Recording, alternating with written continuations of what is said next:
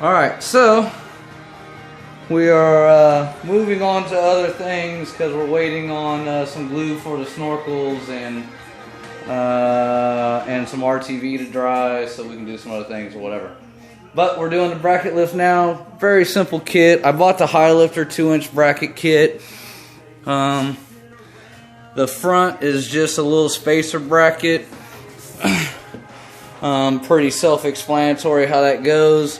But even with that said, we were men about this and didn't read the directions on this. So there is 2 different size spacers provided, and we had the wrong one in the front, had to move it to the back. But still very simple to do.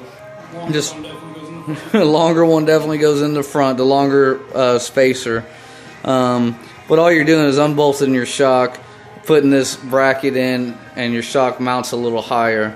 One thing I did see when I'm doing this, for an XP1000, that is the thin little gusset that comes up for your shock stock. So yes, we're adding some more axle angle, but we are definitely strengthening the mount for the shock. But that's all the front is that little bracket uplift there. The back, the bracket is up at the top. That moves the bolts over. And then there's a longer sway bar end link.